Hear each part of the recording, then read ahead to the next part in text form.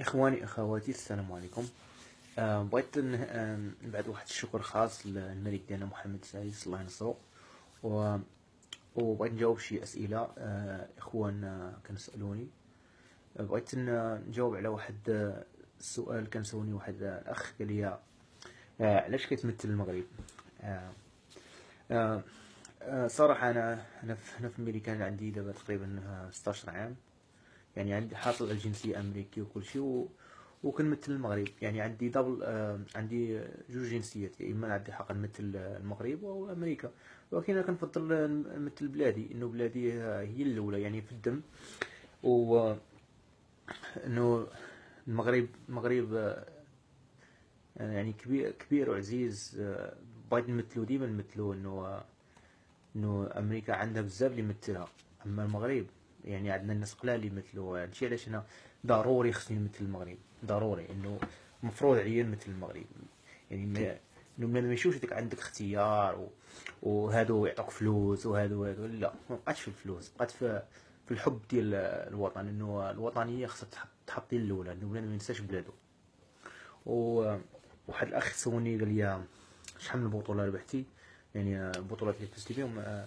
انا فزت بزاف بطولات، من اهمهم جوج مرات ديال بطولة العالم في جي نوغي. وربحت جوج بطولات في الجرابلين ديال العالم، بطولة العالم ديال الجرابلين، جرابل كويست. وربحت تقريبا 10 مرات ديال ناغا، و10 مرات ديال اي بي جي اف اوبن، بزاف التورنوات. وكاين بزاف التورنوات ربحت. وعلى من فوق ذلك انا بطل دازرت فورس في الام ام اي، دازرت فورس في الوزن 77. وربحت بطل في البروموشن، واحد البروموشن كاين هنا في امريكا سميتها وولد فايتنج تشامبيونشيب. ربحت الحزام ديالها. وربحت بزاف المقابلات، تقريبا في الام ام اي عندي 20 مقابله في الام ام اي. يعني فزت بيهم 8 وخسرت 5. خمسة المقابلات كلهم خسرتهم يعني بالنقاط. و تيقوا لما تيقوا انه 5 اللي خسرت كان جات في 3 منهم خسرتهم كان جاو في رمضان. يعني صايم نهار كامل ولعبت، خسرت بالنقاط. يعني مشيت لعبت 3 الجولات ديال 5 دقائق وخسرت بالنقاط. و علاش خسرت بالنقاط؟ انه هو من نفس المدينه اللي لعبت فيها، يعني هو كيبيع التيكيتات ومعروف عليا انايا. يعني جميع المقابلات اللي لعبتهم مع ابطال معروفين عالميا، واغلبيتهم دابا كيلعبوا في اليو اف سي او كيلعبوا في بيلاتور. انا هذيك ماشي مشكل، كنعرفهم كلهم دابا. وانه المشكل ديال اليو اف سي ولا بيلاتور خص تكون معروف. يعني الرياضه خص تكون معروفه، هاد الام ام اي او جوجوتسو خص تكون معروفه في المغرب باش يلعبوك. ما يمكنش يلحقوا يلعبوك، انه شنو الربح ديالهم باش يلعبوك في اورجانيزيشن كبيره. يعني لا يمكن يلعبوك بلا ما يدخلوا منك يعني الفلوس.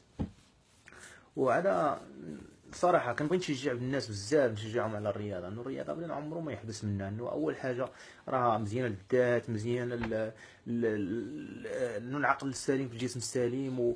و بنادم الرياضه كتخلي تعلمك الديسيبلين، تولي تحترم الناس، تعرف كيفاش تهضر، المعامله ديالك، بزاف الحوايج. يعني سبحان الله، يعني الرياضه شيء جميل. كتولي تعامل بشي حوايج يعني ببساطه وباداء وباخلاق. و كنصح انا بنادم واخا كيلقى العراقيل، واخا يلقى انه كاين بزاف الحوايج كيحبسوه، ما يلعبش، ما يديرش فلوس قلت هذه قلت، ولكن بنادم ما يحبسش. وياك تحبس.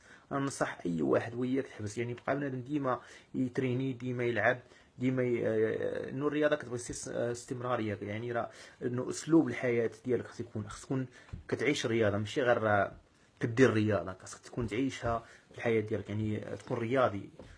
و وشكرا، وكنشكر جميع الاخوان اللي كيساندوني والاخوان اللي متبعيني، الله يخليكم. شكرا شكرا بزاف.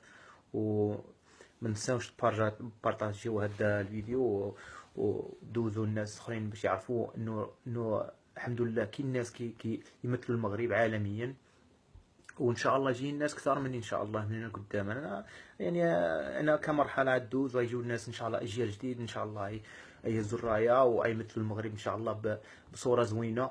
وشكرا بزاف، وان شاء الله راه كاين مقابلات اخرين جايين نلعبهم ان شاء الله. ولعب الشهر الجاي ان شاء الله غادي في سان انطونيو في تكساس، لاعب بطولة سان انطونيو اوبن.